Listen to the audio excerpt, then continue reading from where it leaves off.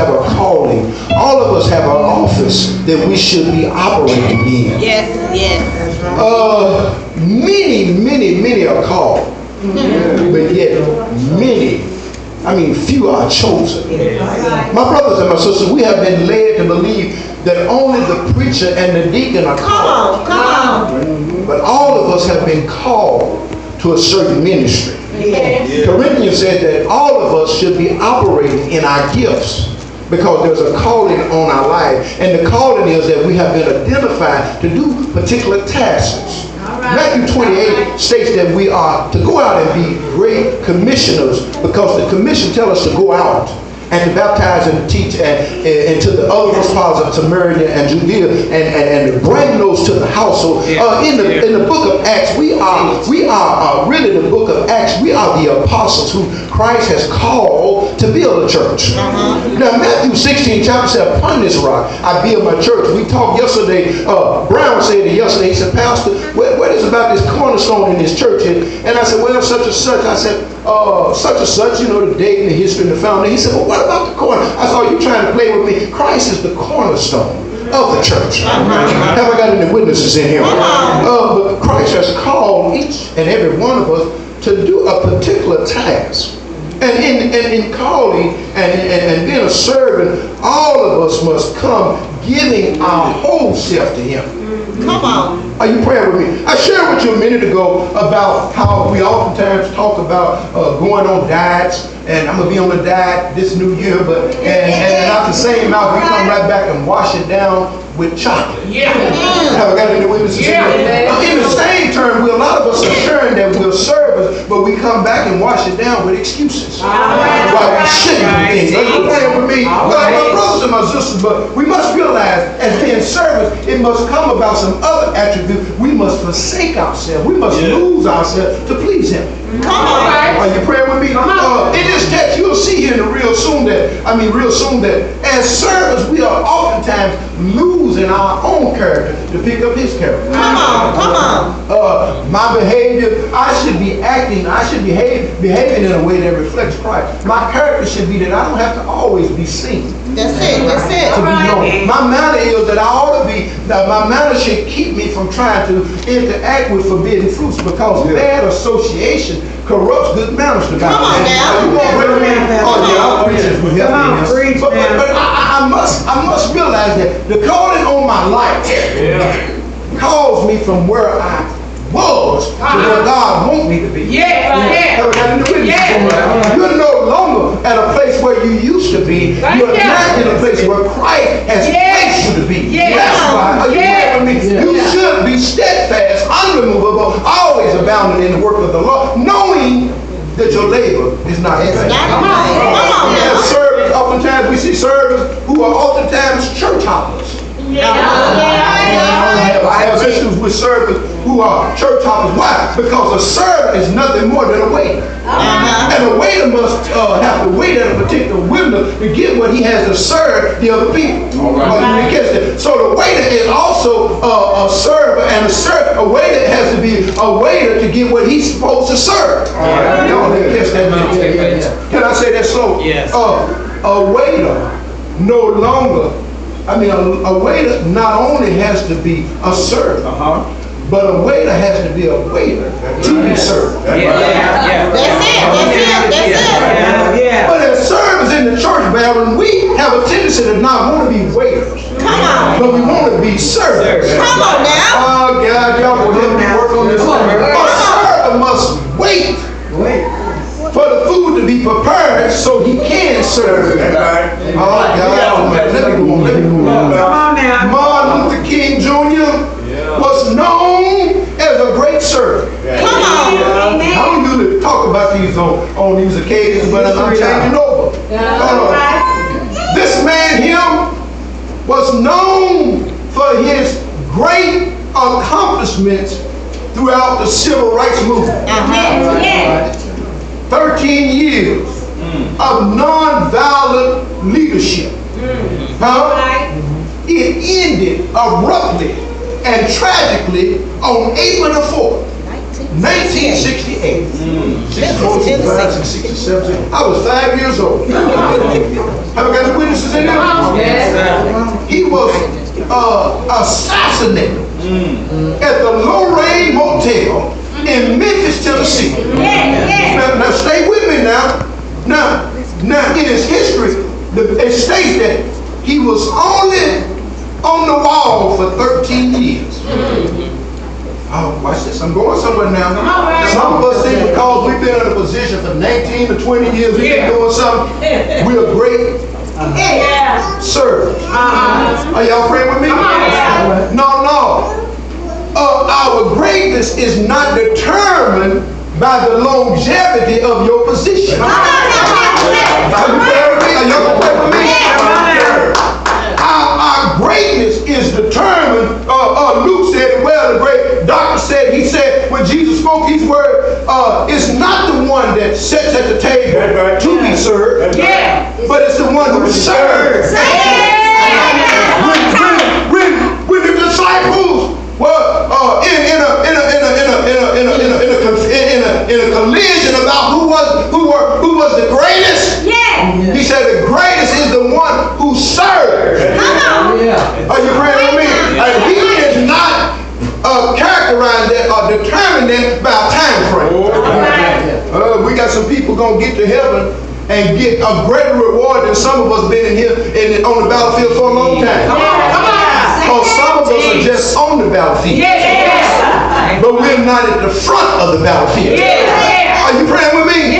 See, we have a tendency. Martin Luther King realized something. Can I help you? Ron, can I help you? Ron, Martin Luther King realized that in warfare, we all have battlefield experience. And we lose some of our battles. Y'all ain't gonna hear me preach. But at the end, we're looking forward to the victory over the total war. Oh, y'all didn't catch that, did you? The battle of those things that are fought within the war.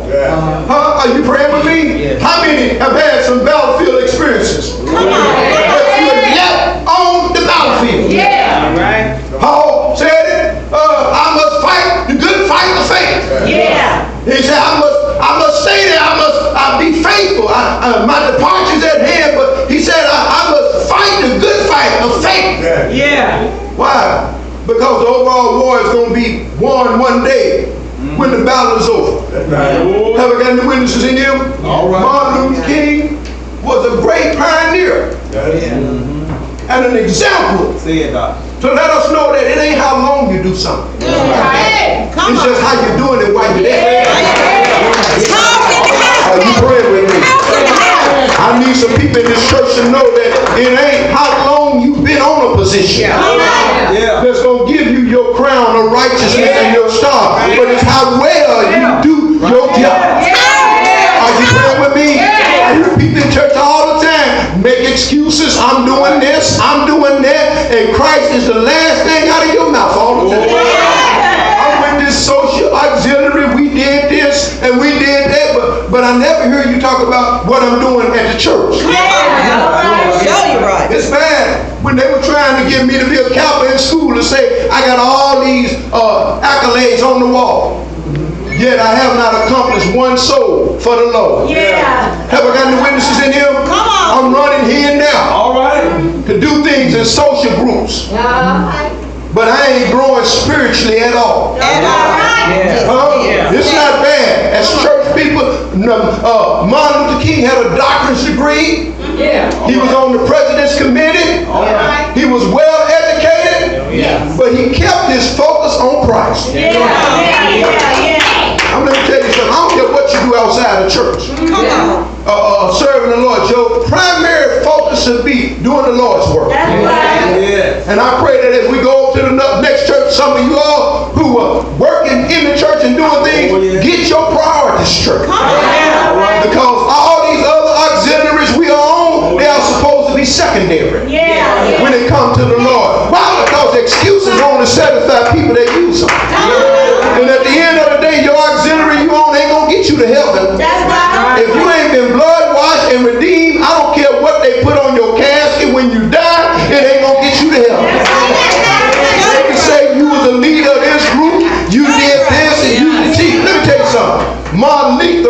Martin Luther King, there was a difference between good and righteous. See, Martin Luther King didn't go around talking about he was good. But he showed through his lifestyle that he was righteous. When people slapped him upside the head and spit on him, he walked away. He didn't have to preach a sermon, he walked a sermon. See, I'm going to preach, I'm going to teach this today. We need this. Too many of us want to be good in him. It ain't about being good. It's about being righteous. Good people don't get to heaven. Righteous people do. Let me tell you, let me say this here. I've been on a lot of groups, and I learned the same people you on groups with will be the same ones that'll turn you down. I ain't never had no opposition from people outside from me. But whenever I ran through something, it was in people who I was in groups with. Let me help y'all here. Let me preach. Let me stay with this. I got to go on, but Jesus didn't have the issues with the people outside the church. The people that came against him were the people inside the church. Let me tell you something. Be careful who you call friend. There's no greater love than a man who will lay down his life for a friend. Sometimes, and I don't know why I'm preaching, but some of us are getting too comfortable with people around us because you're trying to find your success and being a part of people. Martin Luther King never became a part of people, but people were always a part of his movement. Oh, y'all didn't catch me in here. Let me go on. This man died after 13 years of a non-violent movement. Come on. But can I tell you why this boy died, or what made other people angry with him? Martin Luther King, the civil rights movement took on a new look in Montgomery, in the bus boycott, in March of 1955. Are you praying with me? A little 15-year-old schoolgirl refused to give up her seat. Are you praying with me? A couple months later, by December 1955, Rosa Parks was arrested for refusing to give up her seat. Why? Because they felt that we should have equal rights, equality. Are you praying with me? I know y'all don't like this, but you need to know something. My question today, can I change it and bring it over to Christian? Rosa Parks was arrested for what she stood for. I've been here, are Christians? Raise your hand. Come on. Okay, you just set yourself up. If you was arrested today, would it be enough evidence to charge you with being a Christian? Come on now. Are you praying with me today? Yeah. If you was arrested and read your rights, nothing of the Lord said, you have the right to remain silent. Anything you said can't be used against you. You have a right to pick an attorney. If you don't, we will appoint one for you. What you say can't be used against you. Do you understand your right? Can you be charged as a Christian today? Preach, black man. I'm trying to teach this thing, but this thing is trying to creep up on me today. Are you guilty? Are you guilty? No, the old folks used to say they were guilty. And they even said, I'm guilty when I'm dead. They said, what they say? They said, may the work I've done speak for me when I'm dead and gone. Are you praying with me? Y'all hope I ain't ready to go yet. I ain't ready to go. Y'all keep it. I ain't trying to go yet. I got to get this out. Yeah. Huh? Are you guilty? Yes. Are you guilty? Yes. Can you say, may the work I've done speak for me when I'm dead and gone? Yes. Let me go on. Y'all better hold me now. Hold me. This boycott lasted for over 385 days. And you all know a year is what, 365. 52 weeks. This went past a year. But look here, watch this here. But there was, as a result of this, there was universal participation from the citizens. Oh, Lord, watch this. I wish I could get universal participation from this church when you're doing something. If you're guilty of being a Christian, you ought to be guilty of being a part of what Christians are supposed to do. I know y'all gonna say yourself, when we doing something at this church and you're a Christian, you ought to be there. We ought to have, there shouldn't be no excuse. If you're not working, it should be universal participation from all over the church. Have I got any witnesses? Yeah, y'all can stand. Even if it hits you, you ought to stand for the truth. If you wrong, let me tell you something. No, I ain't stepping on nobody's toes today, and my intentions are not to step on nobody's toes. But if I really was going to do something, I'd shoot for your heart. Because out of your heart are the issue of life. I'm not trying to step on your toes today. Man, you know what? If you step on their toes when they preach it, they just go home and soak them. But if you shoot for their heart, out of their heart is the issue of life. So when you're preaching, young people, shoot for their heart. Aim for the heart. A real killer shoots and he aims for the heart. I want to kill what the devil's trying to do in your life, so I'm aiming for some hearts today. Let me go on. Yeah. I'm getting ready to go to Calhoun Street. Can y'all feel it? I'm going to get there. I'm going to Calhoun Street with a bang too. So that was a universal participation step. That don't mean, now, if it was our family, it wouldn't mean me, you, her, and even though they did business, it would mean Vernon and Elroy and all of us had to be together. Universal. Huh? As a church family, when we're doing something, all of us who are new grace need to be there. Are you praying with me? If you're not working, ain't no excuse. You ought to be able to say, y'all ain't liking me, but I'm going to preach this in the day.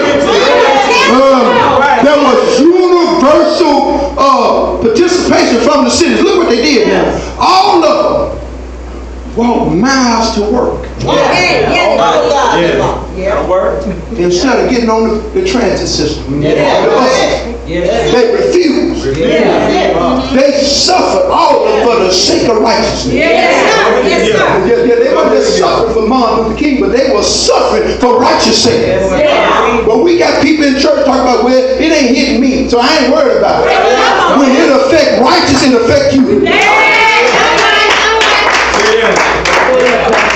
Thank you, Josh, for shaking your head. You're giving me, youngsters. If it's for righteous sake and you don't stand for it, it's affecting you too. That's right. Sitting in here, and you know it ain't right to be in the break room talking about everybody and this and that. You shouldn't be a part of it. If you know you got a problem talking too much, you need to work on your mouth. And a lot more of us in here need to have a universal participation on that.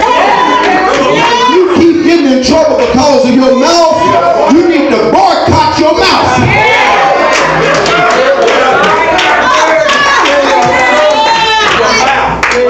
Let me go on. But look here. However, I like the however, as a result of their unity. What is unity? Togetherness.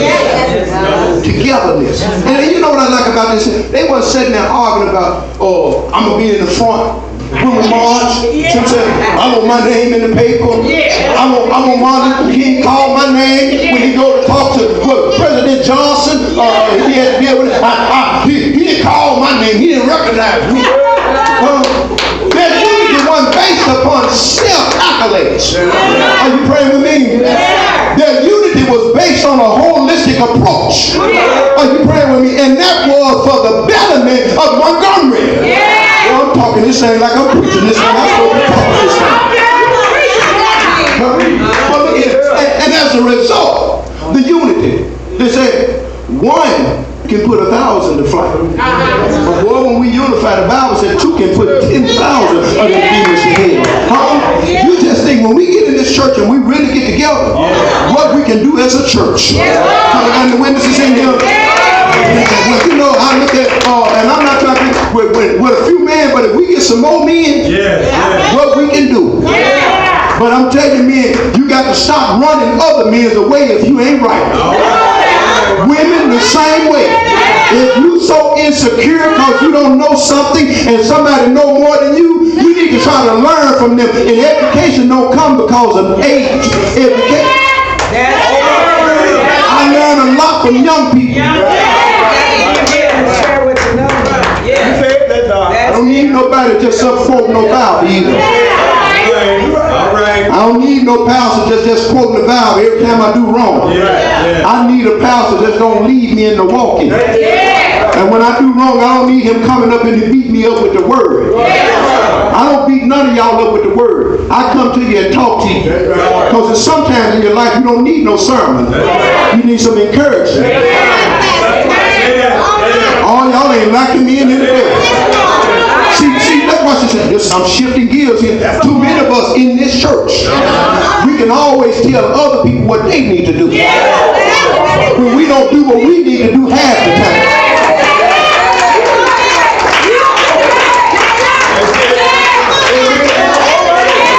Amen, life. I can't tell you to do this and that if I'm not their leader. You said the other week, he said, you know, I like your sermon, Pastor. It ain't just preach sermons, you lead in your sermon. And the witnesses in it, we got to come to the shocking conclusion. A lot of us leaders and all in here, you can't talk about going somewhere if you ain't never been there. And then you can't talk about people going there if you ain't leading to go there. That's some of the leaders there. You leaders, if you ain't learning nothing as a leader, your people ain't gonna know nothing up under you. Leaders in this church, if you in the choir, you need to get your choir manual and read it up on some stuff. If you're an usher, read it up on. I became a better preacher by studying and learning the art of preaching. I took homiletics and hermeneutics so I could be an effective preacher. Because I preach to grab people where they at, to bring them to the now. Are you praying with me?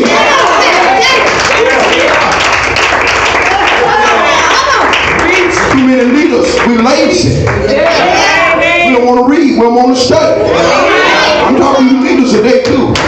You got to get somewhere and read. And you got to study so when people come at you, you know what to say. And if you fight God's battles with his word, you'll win all the time. Hosea. I'm getting ready to Hosea 4 and 6.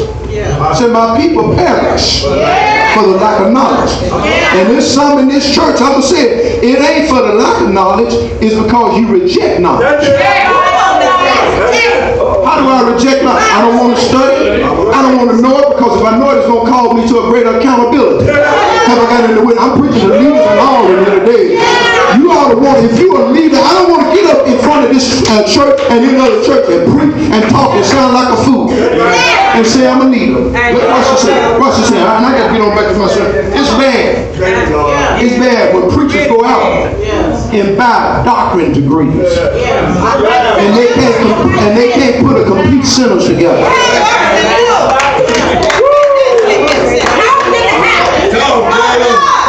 It's bad when preachers, he told me, him and Dr. Oz, I hate stupidity in the book. A preacher get up and he can't articulate his word. He can't break down the common verse because he don't study. That's right. You heard me, Paul?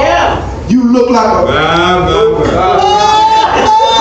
But you always want to be up before people. And you lead people this way and that way. Martin Luther King led the people with sound doctrine. There's nothing wrong with trying to better yourself. Some of y'all think because you're too old and this and that, you ought to still be trying to better yourself. Yeah. Some of us need to be pushing our kids because of Martin Luther King to get your GED. And you can get a better job, baby. Yeah. Some of us parents need to lead and go get our GEDs. Martin Luther King made it possible for us. Don't stop in your education. That's right. Watch this here. Because when we unify ourselves, Mike, and I'm almost closing, we will win some Supreme Court rulings. As a result of them being together, look here what happened. It said the Supreme Court ruled that it was racial in Montgomery and it was unconstitutional. Segregation, they were segregating the people and it was unconstitutional. But I need to tell some of y'all, and I'm not trying to be funny, I didn't know that word really until a couple years ago. I had to really break it down and study. Can I tell you what that really means? Can I tell you what it really means? Do you really want to know some of the definition about segregation? It means to be separated or to be isolated by way of a race or an ethnic group by enforcing certain restrictions upon a certain area or group of people. Huh? There's some white folks segregated into certain things. No, it ain't all black. And let me tell you, I got some poor white brothers and rich white brothers. They're segregated. Now, see, segregation don't come because of color. All right? No. Segregation is not a social group thing. All right? It's a universal thing. All right, so let's not, my brother, don't get this mixed up. This sermon is a black-white sermon. This is about segregation because there were some white people marching with him. They labeled him as white trash. Why? Because of their economic status. Somebody said, preach, Virgil, you can do your homework. Because they were in an economic status and their monetary was in a certain area, they were segregated. Y'all ain't gonna help me in here, but I'm not gonna do my homework. So it means to be what is it like? Almost oxidized, something. Help me out, y'all know my words get tangled up there. All right, push to the side. Slapped in the corner. Spit on. Huh? Why? Because I look like something? Huh? Because I talk a certain way. Some of y'all laugh at me when I say certain words. But some of y'all can't say 3 words. If anything, you ought to be praying for me when I'm saying some of these words. Because some of y'all can't even read a line. I'm going to tell you that. At least I am trying to get better. Some of y'all out there laughing, you stuck in your rut. Joanne, I remember that year they put me on the small bus in the special education. But I'm glad that because of Martin Luther King, I didn't have to stay there. Because I was isolated because I didn't apply myself. Here we go. Y'all want me to preach this sermon. I wanted to play in the 5th grade and I didn't want to study. That's where a lot of us in this church, we want to play, but we don't want to study. So now a lot of us are in the special education class. When we get up and talk about Jesus, we don't know nothing. When we go witnessing to people, we're always talking about Virgil. And you ought not to be witnessing about Virgil. You ought to be witnessing about Jesus. You can tell real quick when people in special education in the church, they brag on people instead of Jesus.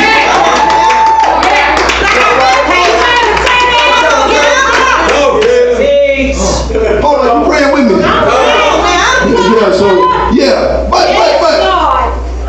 But King, short book. Oh, Lord. But let me say this here, because I stood for some things too. Then too many people bothered with me and pick on me because I was in the special education. One thing, it was another known fact too, that people in special education could fight. Now I was in the right group there because I could fight. And then nobody picked on them. They would laugh outside the door, but they wouldn't laugh in our face.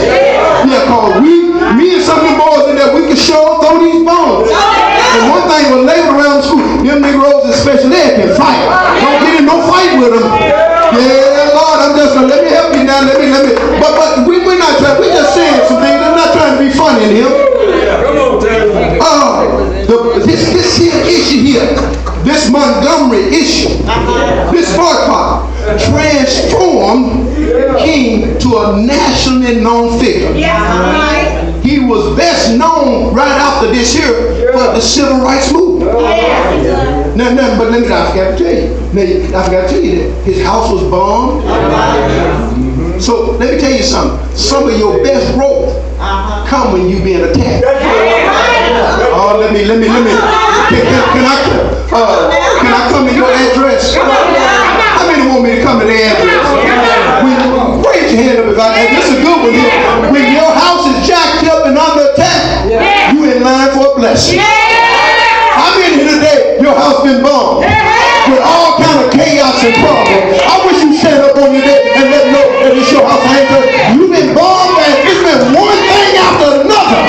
And you trying to stand for right and you're trying to lead people the right way, but your house just keep on being bombed.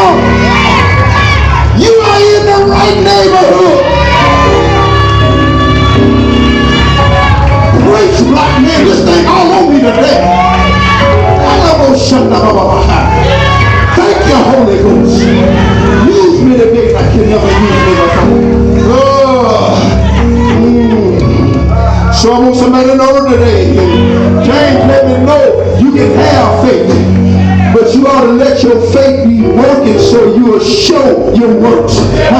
No, let me say that again. You can have faith, but faith without work is dead. So if you got faith, you ought to let your work be showing, and then it'll display your faith. Have I got any witnesses in here? Martin Luther King said, you know what, I'm not talking faith, but I'm walking in faith. I'm letting my footsteps show my walking. Somebody need to say, walk with me, Lord. While I'm on this tedious journey. Martin Luther King had to sing walk with me. He had to sing amazing grace sometimes. Are you praying with me? He had to sing trouble in this world. I have to cry sometimes. Have I got any witnesses in here? Martin Luther King had to sing them songs many days, and he tossed and turned many nights, but he said, I'm a servant of the Most High God. It cost me to lose. I got to lose some things to gain myself. Lord. I'm almost through. Martin Luther King Jr. paid some high prices. Are you praying with me? Some of you all today, you getting ready to pay some high prices. Are you praying with me? Are you praying with me?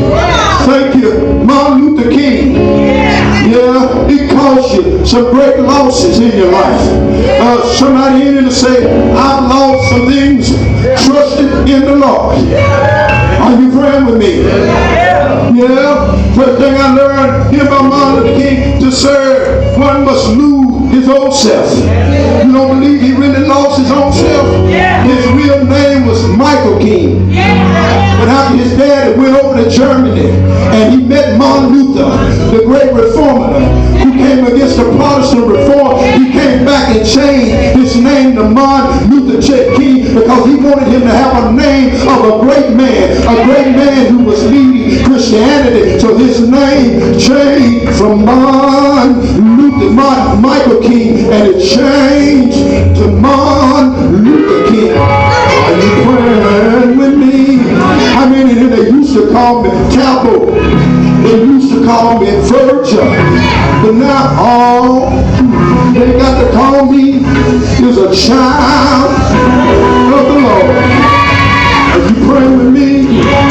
You don't even have to call my name. All you got to do is just look at my hand. Why? Because I got my ticket now. Yeah, and my ticket been punched now. Are you praying with me? And all I got to say to you, the train may be too late.